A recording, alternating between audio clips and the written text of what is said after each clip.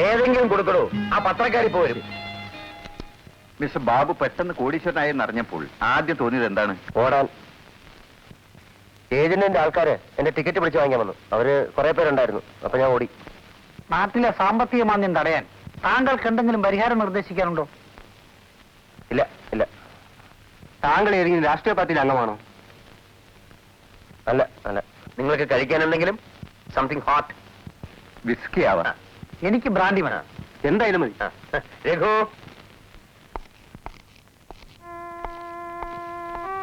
എടോ, ബാബുവിനെ പുറത്തു വിടരുത്. അവന്റെ ആവശ്യങ്ങൾ എന്താണെന്ന് വെച്ചാൽ സാധിച്ചു കൊടുത്തേക്കണം. ആരെയും കാണാൻ അനുവദിക്കണ്ട. പലരും റാഞ്ചാനിരിക്കുക. ഖാൻ സാഹിബും ദാസപ്പനും അടക്കം. ദാസപ്പന്റെ ആ വക്കീലിന്റെ മനസ്സിലിരിപ്പ് എനിക്കറിയാം. പക്ഷെ അത് നടക്കാൻ പോകുന്നില്ല. എടോ, മനുഷ്യർക്ക് സ്വത്തും മുതലും കൊടുക്കുന്ന പടച്ചവനാ. അത് തട്ടിപ്പറയ്ക്കാൻ നിങ്ങൾ നോക്കണ്ട. ബാബുവിനെ ഹോട്ടലിൽ പിടിച്ചു വെച്ചിരിക്കുകയാണ്. ആര് പറഞ്ഞു? മുമ്പ് ഈ തെരുവിൽ കഴിഞ്ഞവനാ ഞാൻ. എനിക്കിന്ന് നിങ്ങളൊപ്പം വന്ന് കിടക്കാൻ പറ്റുമോ? ബാബുവിന്റെ ഇന്നത്തെ നിലയ്ക്കനുസരിച്ച് അവൻ ഹോട്ടലിൽ താമസിക്കുക. എന്താ? എനിക്കൊന്ന് പുറത്തു പോകണം. സാറേ, പറ്റില്ല.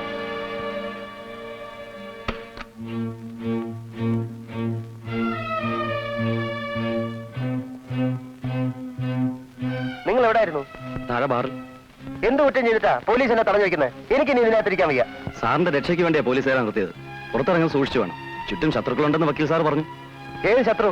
എനിക്കാരും പേടിയില്ല. നാളെ വക്കീൽ സാർ വരട്ടെ, പറയാൻ. സാറ് കിടന്നോളൂ, നേരെ ഒത്തിരി.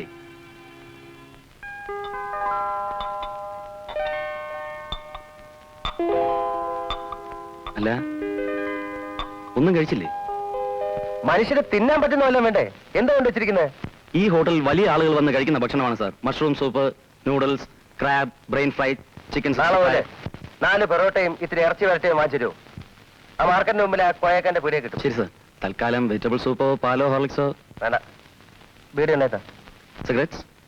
വേണ്ട. Then good night sir. രാവിലെയാണ്.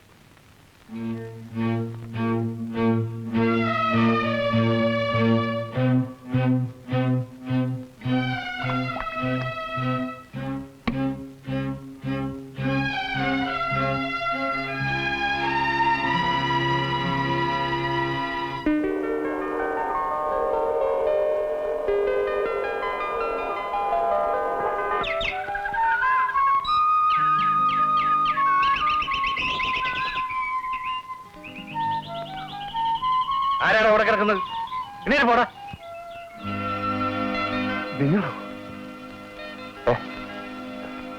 അകത്തേക്ക് കയറിയിരിക്കാം. വേണ്ട, ഞാൻ. സാർ എന്തിനിങ്ങോട്ട് വന്നു? സാറോ?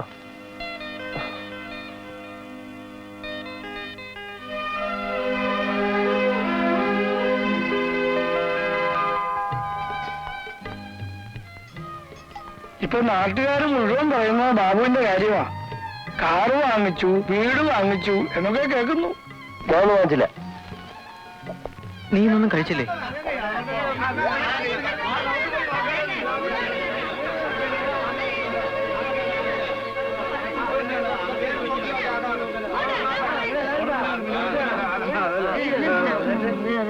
എന്താ?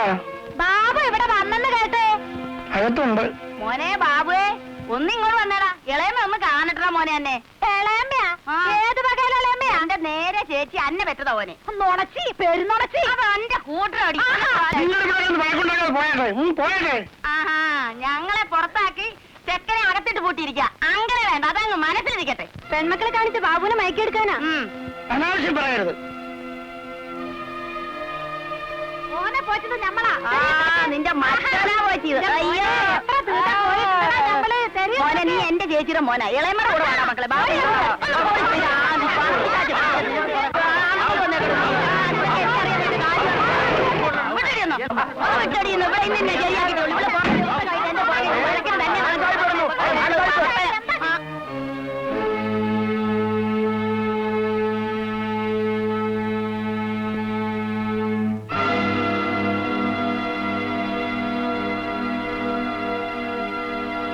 വാ.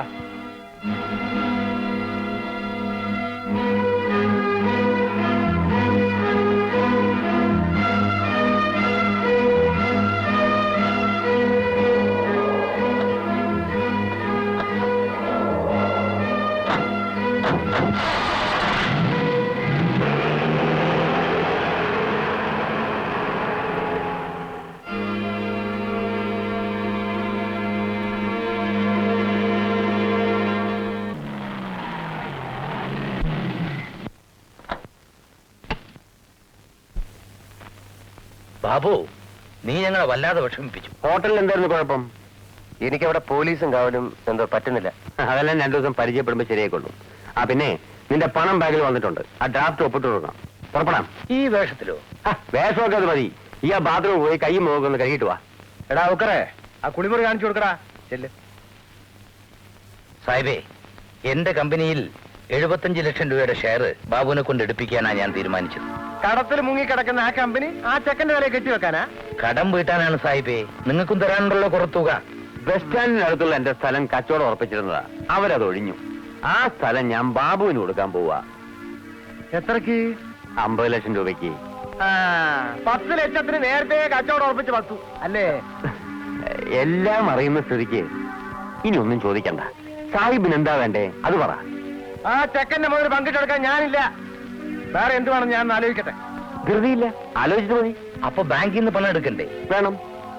തെരുവിലെ മുഴുവൻ നാട്ടുകാരെ മുമ്പെന്നാണ് ഞാൻ ഈ ചെക്കനെ വിളിച്ചോണ്ട് വരുന്നത്. അവന് കിട്ടിയ കാശിന് കണക്ക് അവർക്കറിയാം. അല്ല, ബാങ്കിൽ നിന്ന് പണം എടുത്ത് നിങ്ങൾ ഇപ്പൊ എന്ത് ചെയ്യാൻ പോണ്? തൽക്കാലം 2-3 മാസത്തേക്ക് ഫിക്സഡ് ഡെപ്പോസിറ്റ് ചെയ്യാം. പലിശ കിട്ടുമല്ലോ. അതിനിടയ്ക്ക് നമുക്കൊരു സെറ്റിൽമെന്റ് എത്തണം. റോഡിൽ ബാൻഡ് മുട്ടി നടക്കുന്നവർക്ക് ഹോട്ടലിൽ ഡ്രം പ്ലേ ചെയ്യാൻ പറ്റില്ലെന്ന് ആ മാനേജർ പറഞ്ഞു. അതൊരു ചാലഞ്ചായി എടുക്കണം ചാർലി. കുറച്ചു ദിവസത്തെ പ്രാക്ടീസ് ഉണ്ടെങ്കിൽ എളുപ്പം കാച്ചപ്പ് ചെയ്യാൻ പറ്റും. ഞാൻ എല്ലാം ഏർപ്പാട് ചെയ്തിട്ടുണ്ട്. എന്താ, ഒന്ന് ട്രൈ ചെയ്തൂടെ? പപ്പ ആദ്യം സമ്മതിച്ചില്ല. പിന്നെ ഞാൻ ശടിച്ചു പറഞ്ഞപ്പോ വഴങ്ങി. നീന എന്തിനാ ഇത്രയൊക്കെ ബുദ്ധിമുട്ടിയത്? സ്ഥിരമായ ഒരു ജോലി ഉണ്ടെങ്കിൽ ചാർലിയുടെ വിഷമം തീരും. തെരുവിലെ ഈ അലച്ചിലും. പിന്നെ ഞങ്ങളുടെ ശമ്പളം ഒട്ടും മോശമല്ല. എന്താ ആലോചിക്കുന്നത്? നിങ്ങളുടെ ഹോട്ടലിലെ ക്യാബരക്കാരി എന്റെ അയലത്താ. അവൾ എന്നും വീട്ടിൽ വരും. പലപ്പോഴും ഞങ്ങളുടെ വീട്ടിലെ വിഷമം കണ്ട് കാശ് വെച്ച് നീട്ടിയിട്ടുണ്ട്. ഇതുവരെ വാങ്ങിയിട്ടില്ല. നീനക്കറിയോ കാരണം? ആ ദയ എനിക്കിഷ്ടമല്ല. ഈ ജോലി എനിക്ക് വേണ്ട. ചാർലി, ആ ക്യാബറക്കാരെ പോലെയാണോ ചാർലിനെ കാണുന്നത്? ഇന്നലെ കണ്ട അവളുടെ സ്ഥാനമേ ചാർലി എനിക്ക് തന്നിട്ടുള്ളൂ. ഞാൻ അങ്ങനെയല്ല കരുതിയത്. ചെറുപ്പം തൊട്ട് ഒരുമിച്ച് വളർന്നവരാ നമ്മൾ. ചാർലിയുടെ അമ്മച്ചിയുടെ മടിയിലിരുന്ന് ഒരു ഉരുള ചോറ് വീതിച്ച നാം കഴിക്കാറ്. കുട്ടിക്കാലത്തെ ആ അടുപ്പം ദയായിരുന്നില്ല. വേറെന്ത് പേര് വിളിക്കണമെന്നും അന്നെനിക്കറിയില്ലായിരുന്നു. ഇപ്പോ ചാർലി, എന്റെ മനസ്സിൽ ചാർലിയോടുള്ളത് ദയയല്ല, സ്നേഹമാണ്. Love. I love you, Charlie.